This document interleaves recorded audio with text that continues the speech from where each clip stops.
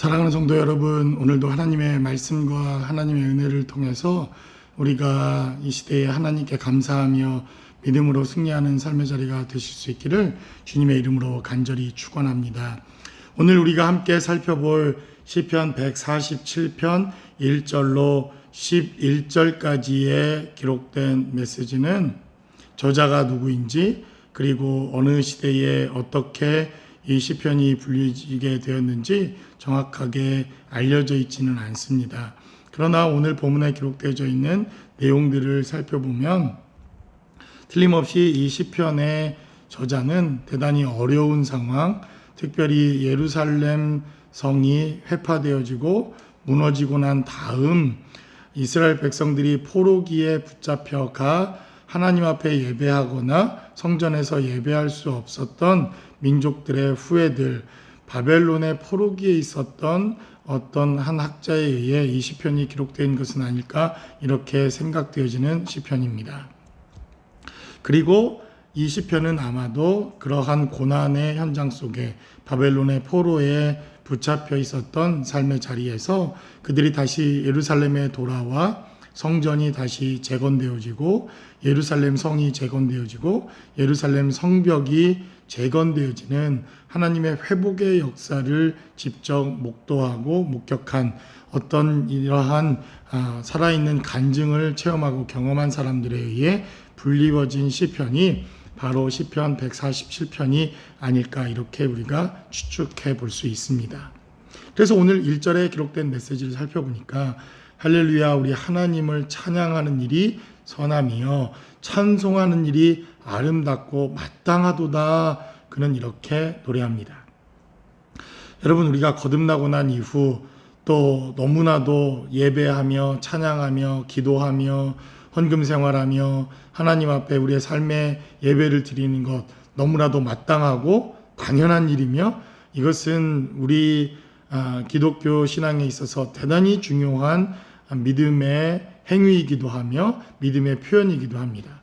예배한다는 것, 찬양한다는 것, 기도한다는 것, 하나님 앞에 우리의 삶의 자리를 드린다고 하는 이러한 예배의 자리와 예배의 행위, 이것은 너무나도 당연하고 마땅하게 여겨진 우리의 삶의 자리였지만 이스라엘 백성들도 이렇게 몇백 년을 하나님 앞에 예배하며 찬양하는 것이 당연했지만 그들이 바벨론 포로기에 붙잡혀가 하나님을 예배할 수 없었고 하나님을 찬양할 수 없었고 하나님을 경배할 수 없는 이러한 시련의 시기를 70년 동안 그들은 경험합니다.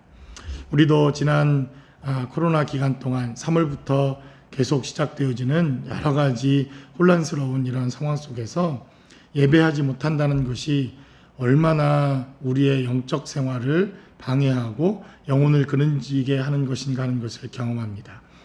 당연히 현장에 나와 예배하고 공동체가 예배하고 주의를 지키고 새벽 예배를 하고 금요 예배를 하고 하나님 앞에 예배하는 것이 당연하고 마땅하게 우리가 여겨졌던 삶, 그것을 감사하지 못했다고 한다면 오늘 시편 147편 1절에 기록된 이 메시지는 우리가 다시 하나님 앞에 예배하는 것이 얼마나 감사하고 찬양하며 하나님 앞에 노래할 수 있는 것이 얼마나 복되고 감사한 일이었는가 하는 것을 다시 회복해야 할 중요한 메시지라고 믿습니다.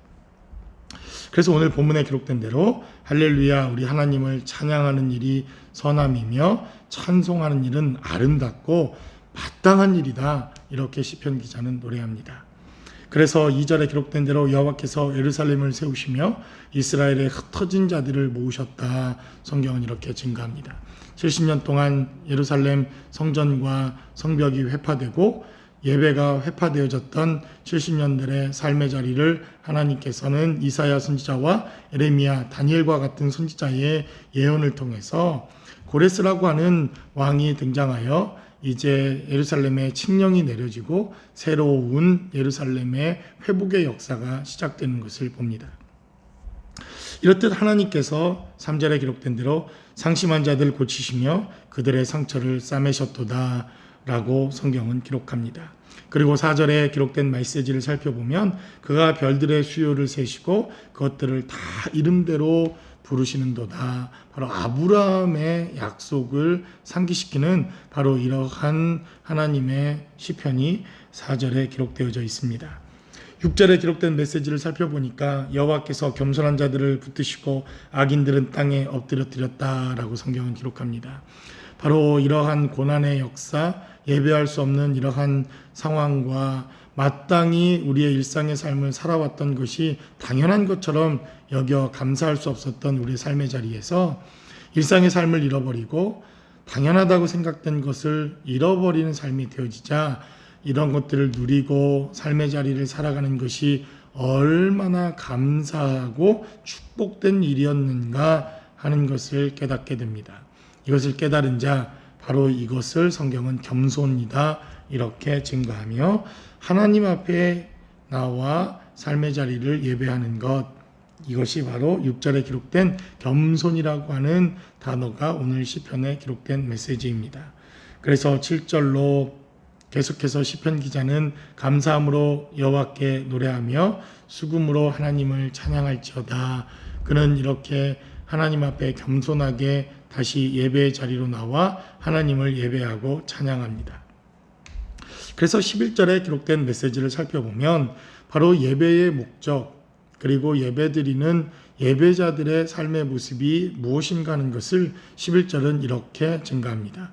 여호와는 자기를 경외하는 자들과 그의 인자심을 바라는 자들을 기뻐하는도다 라고 성경은 기록합니다. 하나님의 진노와 진노 중에 있었던 하나님일지라도 예루살렘의 죄악과 이스라엘 백성들의 죄악으로 인하여 심판 중에 있었던 이러한 이스라엘일지라도 하나님께서는 그들에게 인자하심을 바라고 인자하심을 베푸시고 하나님의 긍휼을 베푸시기를 기뻐하셨다. 성경은 이렇게 증거하고 있다는 것입니다. 그래서 어쩌면 이러한 재앙 중에 이러한 고난과 어려움 중에도 우리가 하나님의 인자하심을 바라고 하나님의 긍휼을 바라고 하나님께서 우리를 다시 구원해 주시기를 바라며 이 미국 땅과 우리의 삶의 자리가 다시 회복될 것을 바라는 것, 이것이 지금 이 시대에 하나님이 원하시는 하나님의 메시지라고 하는 것을 우리는 시편 147편 1절로 11절에 기록된 메시지를 통해서 다시 한번 확인해 볼 수 있다는 것입니다. 그러므로 여러분 오늘 11절에 기록된 메시지를 다시 한번 우리가 살펴보고 묵상하고 또 한번 다시 마음의 영혼에 새기는 것으로 하나님의 말씀에 나누는 것을 우리가 다시 한번 말씀을 통해서 되새겨보며 생각해 보기를 원합니다. 11절에 기록된 대로 여호와는 자기를 경외하는 자들과 그의 인자심을 바라는 자들을 기뻐하시는도다 라고 성경은 기록합니다.